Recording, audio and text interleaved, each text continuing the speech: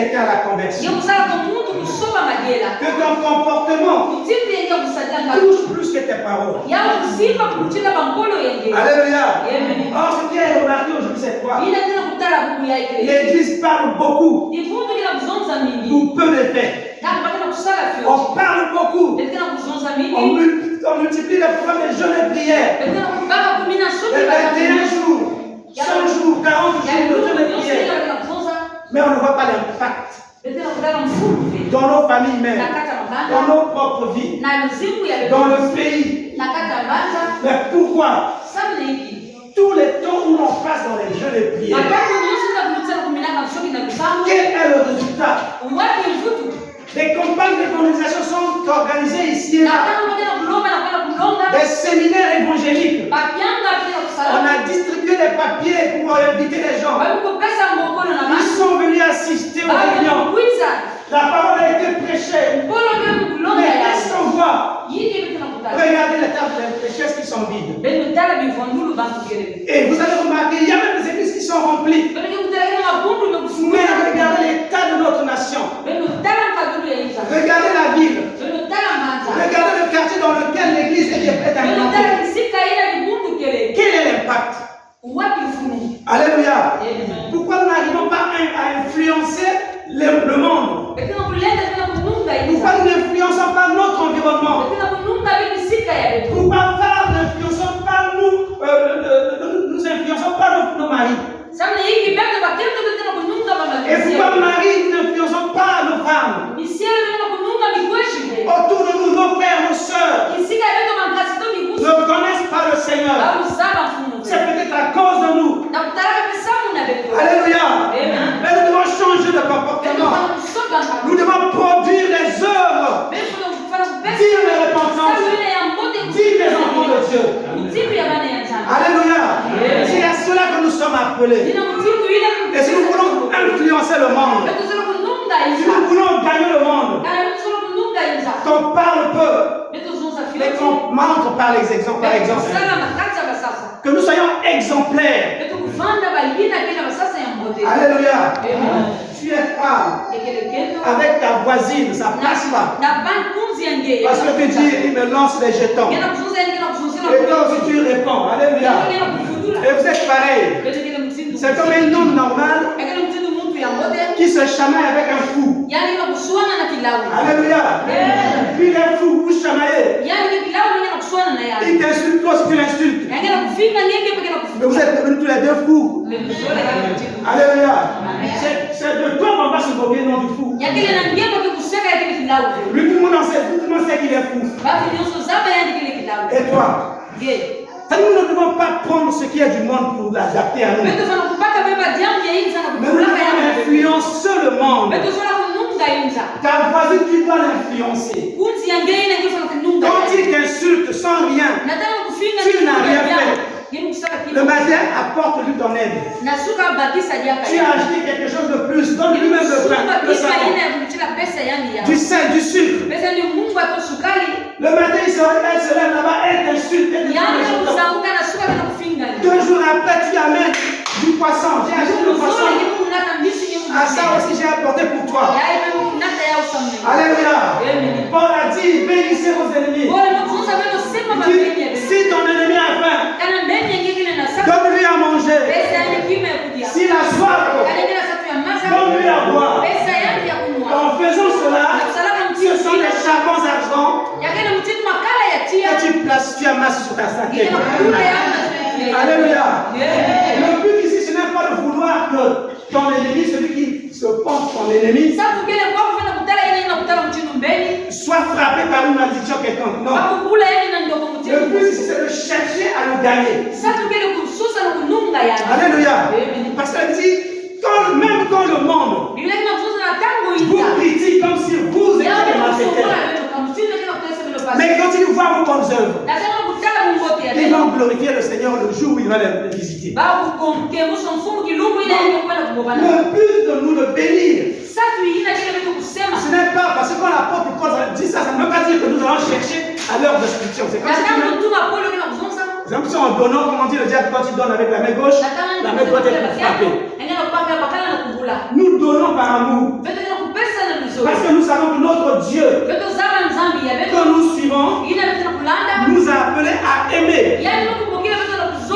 Je lis un passage où Jésus disait, Jésus dit, si tu veux inviter les gens,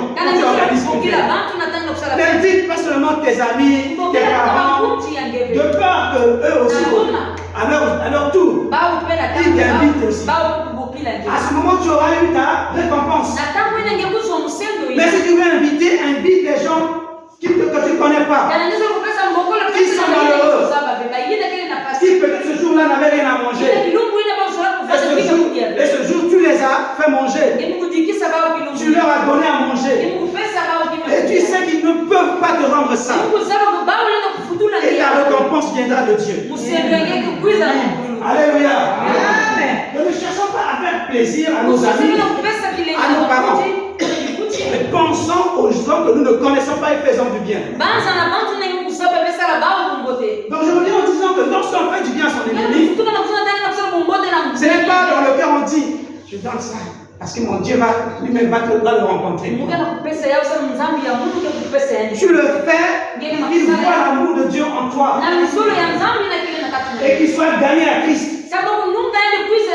Alléluia. Là tu auras fait un énorme travail. Mais s'il refuse de comprendre ça, s'il garde ses yeux fermés, il n'accepte pas d'ouvrir ses yeux, c'est à lui de subir ses conséquences avec Dieu. Afin que par votre bonne conduite, qu'il soit gagné sans parole. Tu n'as rien dit.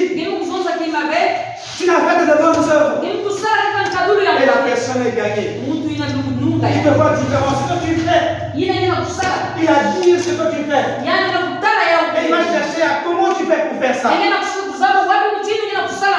Parce que tu as la parole de Dieu. Parce que tu as Dieu en toi. Et il finira par te suivre. Alléluia. Et dis-moi encore. En voyant votre manière de vivre chaste et réservée. Voilà, c'est ce qu'on vient de dire tout à l'heure.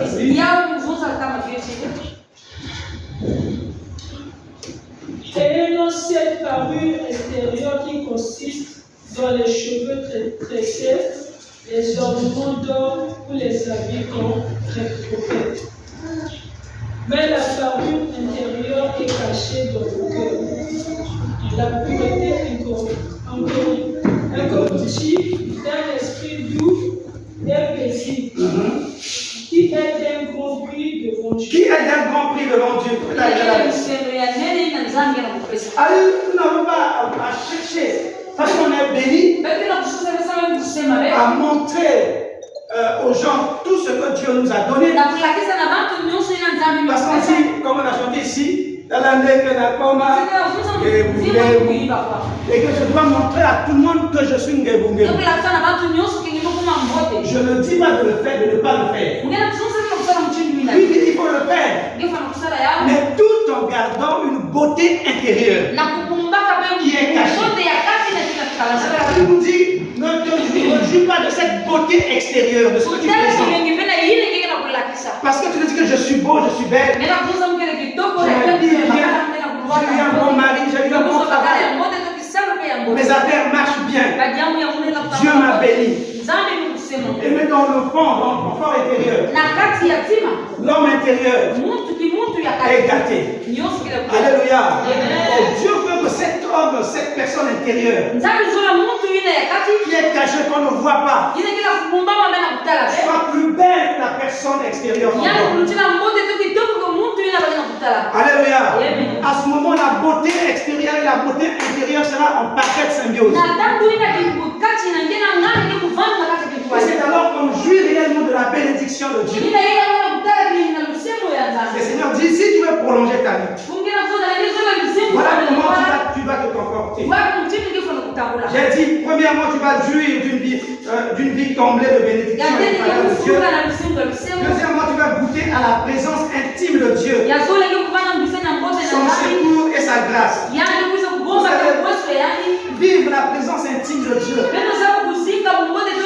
C'est la chose la plus belle que j'aspire. attire-moi. Alléluia. Alléluia. Vous ne pouvez pas comprendre, vivre intimement avec Dieu. Vivre la présence intime de Dieu. C'est-à-dire tout ce qui se passe, tout ce que tu vois, les difficultés sont faciles à surmonter. Alléluia. Quel que soit le degré du problème, tu jouis la paix intérieure. Tu manifestes une joie intérieure et même extérieure. Tu ne crains rien. Alléluia. Parce que tu te dis, même si la mort arrivait à nous terrasser, Jésus a dit, même quand vous mourrez, vous vivrez. Si celui qui vient avant de mourir ne mourra jamais. Donc même si je meurs aujourd'hui, c'est pourquoi je dis à nous chrétiens, ne craignons pas la mort, ne craignons pas le diable. Oh, parce que je peux mourir. Si je fais ça, je vais mourir. On craint de craindre Dieu, permettez-moi la tautologie. On craint de craindre Dieu. Obligé d'aller par certaines voies par peur de trouver la mort. Par peur que le diable nous attaque. Et alors, quand le diable a attaqué Jésus, quel est le résultat? Le diable fait toujours l'œuvre que lui-même il ignore. Il ne sait pas ce qu'il fait. N'ayons pas peur de la mort. La mort nous amène à Dieu. Alléluia. Je meurs aujourd'hui. Je me repose de ces histoires-là. Au lieu que toute une soirée de rester là à préparer la parole, qu'est-ce que je vais dire? Seigneur, dis-moi ce que je vais dire. Je suis tranquille. Que veut Dieu? Je n'ai même pas fait là-bas. Je n'ai même pas besoin de manger. Je n'ai même pas besoin de shopping, de faire le shopping là-bas. M'habiller ou quoi. Je me repose tranquillement. Alléluia. Quand le diable vient dire, mais oh, mais si tu m'envoies à la mort, tu m'as aidé. Alléluia. Comme l'apôtre Paul peut dire, la mort m'aide un gain. Voilà. Il dit, la mort m'aide un gain. Si tu me tues, j'ai gagné. Tu penses qu'il t'a fait du mal. C'est vrai que la famille derrière sera dans la parce qu'on ne connaît pas. Mais moi qui va, moi qui vais. Alors, je suis dans la joie. Je vais dans la présence du Père. Alléluia. On ne craint pas la mort. Amen. Amen. Donc nous allons l'intimité avec Dieu, c'est important. Ta maladie te terrasse de quelque manière. Tu n'auras pas peur. Tu ne crains pas que peut-être c'est la mort. De cette maladie, la mort ou la vie. Moi c'est Jésus. Alléluia. Si je vis pour Jésus. Si je meurs pour Jésus. Alléluia. Il faut désirer ça. Être dans l'intimité avec Dieu. Être dans l'intimité avec Christ. Et cela vient quand nous exerçons des bonnes œuvres. Alléluia.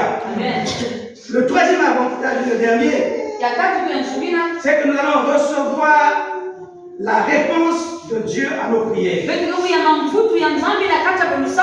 La Bible dit que les yeux de Dieu sont sur les justes. Et ses oreilles sont attentives à leur cri. Alléluia. Je crois que c'est un Jean, que je cherche, dans Jacques 5, 16. La dernière partie. Jacques 5, chapitre 16, verset 16. La dernière partie, il est écrit.